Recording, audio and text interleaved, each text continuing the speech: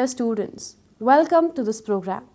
Today we are discussing an interesting topic which is about protein folding, that is myoglobin ribosome, and techniques to determine native state of protein, that is ultraviolet and fluorescence. Before discussing them in detail, let us first know its objectives.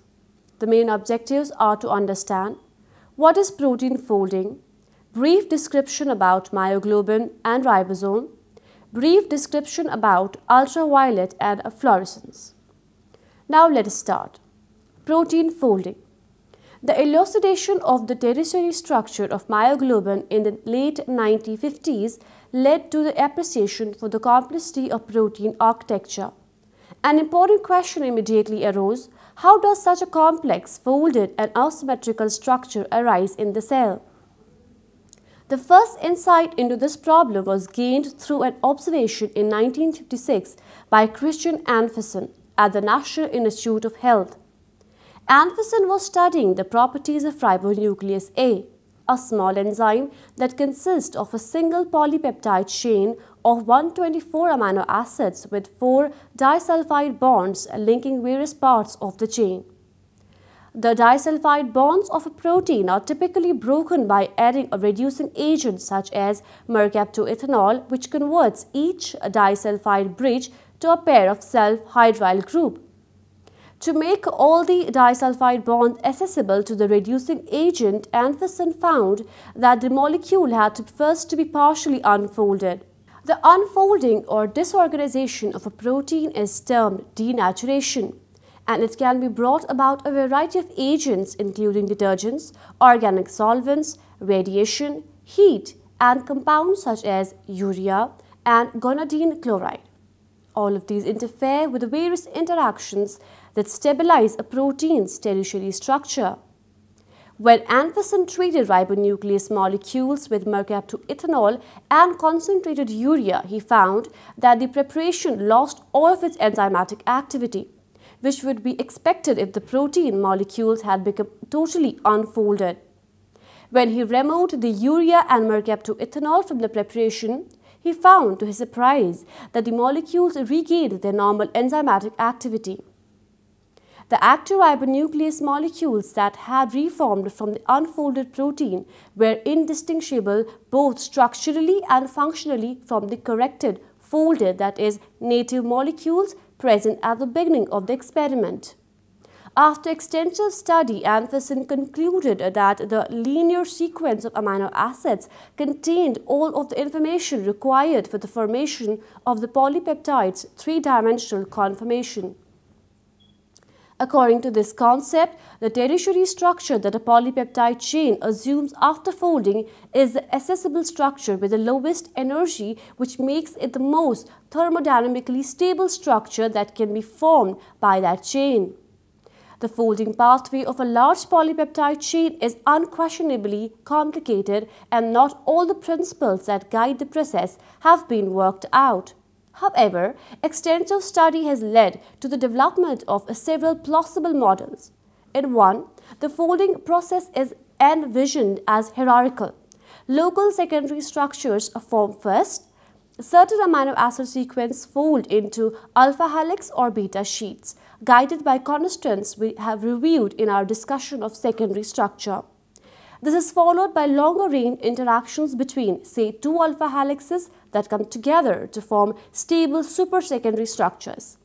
The process continues until complete domains form and the entire polypeptide is folded. In an alternative model, folding is initiated by a spontaneous collapse of the polypeptide into a compact state mediated by hydrophobic interactions among non-polar residues. The state resulting from this hydrophobic collapse may have a high content of secondary structures, but many amino acid side chains are not entirely fixed. The collapsed state is often referred to as molten globule. Most protein probably fold by a process that incorporates features of both models. Instead of following a single pathway, a population of peptide molecules may take a variety of routes to the same end point with a number of different partly folded conformational species decreasing as folding nears completion. Thermodynamically, the folding process can be viewed as a kind of free energy funnel. The unfolded states are characterized by a high degree of conformational entropy and relatively high free energy. Defects in protein folding may be the molecular basis for a wide range of human disorders like Alzheimer's disease, mad cow disease, Parkinson's disease, and so on. For example, cystic fibrosis is caused by defects in a membrane-bound protein called cystic fibrosis transmembrane conductance regulator, that is CFTR, which acts as a channel for chloride ions. The most common cystic fibrosis causing mutation is the deletion of a phenylalanine residue at position 508 in CFTR, which causes improper protein folding. Many of the disease-related mutations in collagen also cause defective folding. Some proteins undergo assisted folding. Not all proteins fold spontaneously as they are synthesized in the cell. Folding for many proteins is facilitated by the action of specialized proteins. Molecular chaperones are proteins that interact with partially folded or improperly folded polypeptides, facilitating correct folding pathways or providing microenvironments in which folding can occur. Two classes of molecular chaperones have been well studied. Both are found in organisms ranging from bacteria to humans. The first class, a family of proteins called HSP70, generally have a molecular weight near 70,000 and are abundant in cells stressed by elevated temperatures. Hence, they are called heat shock proteins. The HSP70 proteins bind to and release polypeptides in a cycle that also involves several other proteins, including a class called HSP40 and ATP hydrolysis. The second class of chaperones is called chaperonants. These are elaborate proteins complexes required for the folding of a number of cellular proteins that do not fold spontaneously. These are elaborate protein complexes required for the folding of a number of cellular proteins that do not fold spontaneously. In E. coli, an estimated 10% to 15% of cellular proteins require the resident chaperonant system called GROEL and GROES for folding under normal conditions. Unfolded proteins are bound within pockets in the GROEL complex, and the pockets are capped transiently by the GROES lid. GROEL undergoes substantial conformational changes coupled to ATP hydrolysis and the binding and release of GROES, which promote folding of the bound polypeptide. Finally, the folding pathways of a number of proteins require two enzymes that catalyze isomerization reactions. Protein disulfide isomerase, that is PDI, is a widely distributed enzyme that catalyzes that interchange or shuffling of disulfide bonds until the bonds of the native conformation are formed. Peptide prolyl cis trans isomerase, that is PPI, catalyzes the interconversion of the cis and trans isomers of propeptide bonds, which can be a slow step in the folding of proteins that contain some pro residue. Peptide bonds in the cis conformation. Now coming to myoglobin. The first breakthrough in understanding the three-dimensional structure of a globular protein came from X-ray diffraction studies of myoglobin carried out by John Kandrev and his colleagues in the 1950s.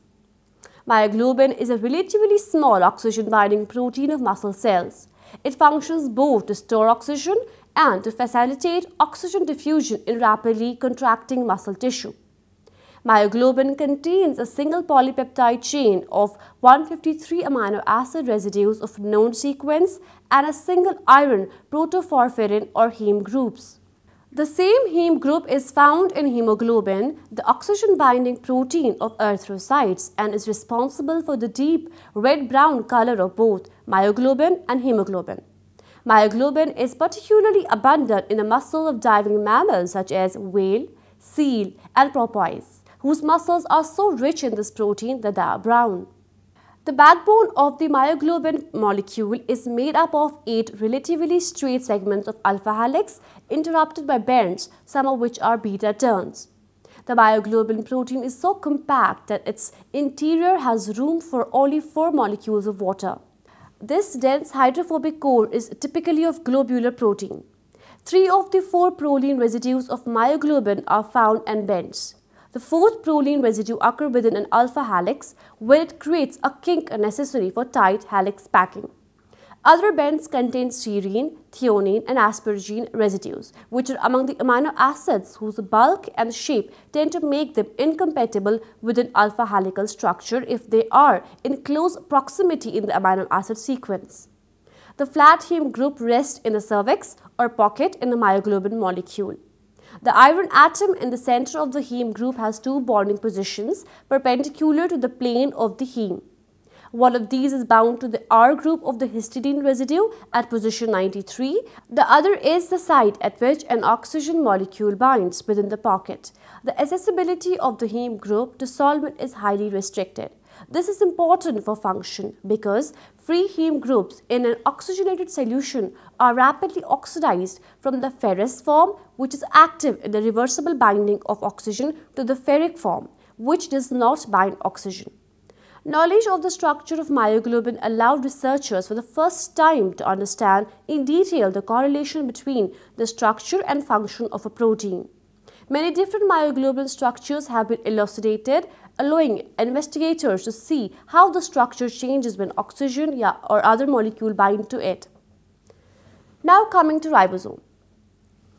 Ribosomes were first seen in cellular homogeneates by dark field microscopy in the late 1930s by Albert Claude, who referred to them as microsomes. It was not until the mid-1950s, however, that George Palade observed them in cells by electron microscopy, thereby disposing of the contention that they were merely artifacts of cell disruption. The name ribosome derives from the fact that these particles in E. coli consist of approximately 2/3 of RNA and 1/3 of protein.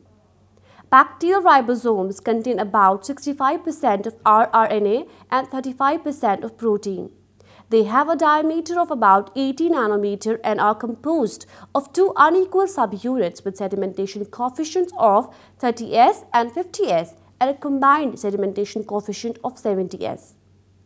Both subunits contain dozens of ribosomal proteins and at least one large rRNA.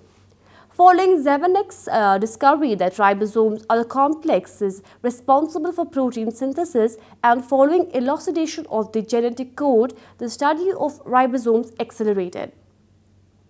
In the late 1960s, Masayasu Nomura and colleagues demonstrated that both ribosomal subunits can be broken down into their RNA and protein components, then reconstituted in vitro.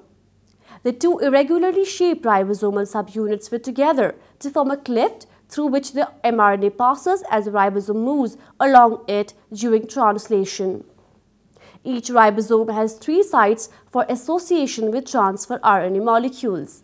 These sites termed as A. amino acyl site, the P. peptidyl site and the E. exit site receive each tRNA in successive steps of the elongation cycle. The ribosomes of eukaryotic cells other than mitochondrial and chloroplast are larger and more complex than bacterial ribosomes with a diameter of about 23 nanometer and a sedimentation coefficient of about 80S. They also have 2 subunits which vary in size among species but on average are 60S and 40S and contain more than 80 different proteins. The ribosomes of mitochondria and chloroplast are somewhat smaller and simpler than bacterial ribosomes. Nevertheless, ribosomal structure and function are strikingly similar in all organisms and organelles. Now coming to techniques to determine native state of protein, first coming to ultraviolet spectroscopy. The electronic transition in molecules can be classified according to the participating molecular orbitals. From the 4 possible transitions as shown in the figure, only first 2 can be elicited with light from the UV spectrum. The other 2 transitions are energetically not within the range of UV spectroscopy and requires higher energies. Molecular structures responsible for interaction with electromagnetic radiations are called chromophores. In proteins, there are 3 types of chromophores relevant for UV spectroscopy. that is peptide bonds, that is amide bond, certain amino acid side chains, mainly tryptophan and tyrosine, and certain prostatic groups and coenzymes, that is porphyrin groups such as in heme. The presence of several conjugated double bonds in organic molecules results in an extended pi system of electrons which lower the energy of the pi antibonding orbital through electron delocalization. In many cases, such system possess pi to antibonding pi transitions in the UV range of the electromagnetic spectrum. Such molecules are very useful tools in colorimetric applications. The electronic transitions of the peptide bond occur in the far UV, the intense peak at 190 nanometer and the weaker one at 210 or 210 to 220 nanometer is due to the N pi bonding to pi antibonding and non-bonding to antibonding transitions. A number of amino acids like asparagine, glutamine, histidine, etc. have weak electronic transitions at around 210 nanometer. Usually these cannot be observed in proteins because they are masked by the more intense peptide bond absorption. The most useful range for proteins is about 230 nanometer, where there are absorptions from aromatic side chains, while a very weak absorption maximum of phenylalanine occurs at 257 nanometer. Tyrosine and tryptophan dominate the typical protein spectrum with their absorption maxima at 274 nanometer and 280 nanometer respectively. In practice, the presence of these two aromatic side chains give rise to a band at 278 nanometer. Cysteine possesses a weak absorption maximum of a similar strength as phenylalanine at 250 nanometer. Proteins that contain prostatic groups like heme, flavin, carotenoid, and some metal protein complexes may have strong absorption bands in the UV range. Carotenoids, for instance, are a large class of red, yellow, and orange plant pigments composed of long carbon chain with many conjugated double bonds. They contain three maxima in the visible region of the electromagnetic spectrum, that is 420 nanometer, 450 nanometer, and 480 nanometer. Porphyrins are the prostatic groups of hemoglobin, myoglobin, catalase, and cytochromes. Electron delocalization extends throughout the cyclic tetrapyrrole ring of porphyrins and gives rise to an intense transition at 400 nanometer called the Sodride band. The spectrum of hemoglobin is very sensitive to changes in the iron-bound ligand. These changes can be used for structure, function studies of heme proteins. Molecules such as FAD, that is flavin adenine dinucleotide, NADH, and NADP are important coenzymes of proteins involved in electron transfer reactions, that is redox reactions. They can be conveniently assayed by using their UV and visible absorption. 438 nanometer for FAD, 340 nanometer for NADH, and 260 nanometer for NAD. Now coming to fluorescence spectroscopy. Coming to principle first. Fluorescence is an emission phenomena where an energy transition from a higher to lower state is accompanied by radiation. Only molecules in their excited forms are able to emit fluorescence. Thus, they have to be brought into a state of higher energy prior to the emission phenomena. Molecules possess discrete states of energy. Potential energy levels of molecules have been depicted by different Lennard-Jones potential curves with overlaid vibrational and rotational states. Such diagrams can be abstracted further to real Jablonski diagrams. In these diagrams, energy transitions are indicated by vertical lines. Not all transitions are possible. Allowed transitions are defined by the selection rules of quantum mechanics. A molecule in its electronic and vibrational ground state can absorb photons matching the energy difference of its various discrete states. The required photon energy has to be higher than that required to reach the vibrational ground state of the first electronic excited state. The excess energy is absorbed as vibrational energy and quickly dissipated as heat by collision with solvent molecules. The molecule thus returns to the vibrational ground state. These relaxation processes are non-radiating transitions from one energetic state to another with lower energy and are called internal conversion.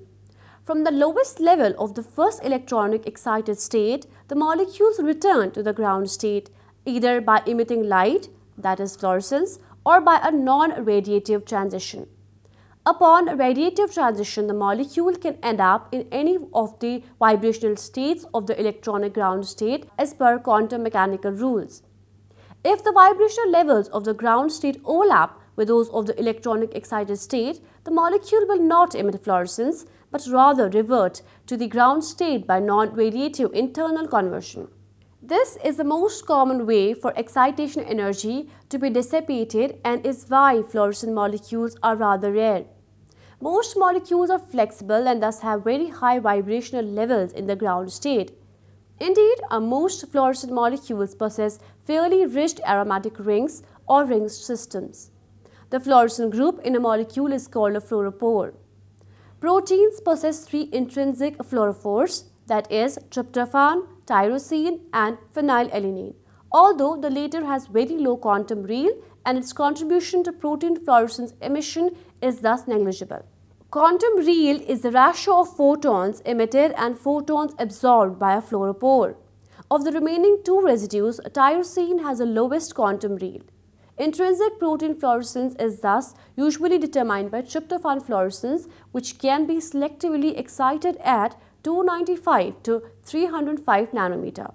Excitation at 280 nanometer excites tyrosine and tryptophan fluorescence, and the resulting spectra might therefore contain contributions from both types of residues. Intrinsic protein fluorescence is thus the best tool for conformational monitoring. It's all about this topic. I hope you understood. Thank you.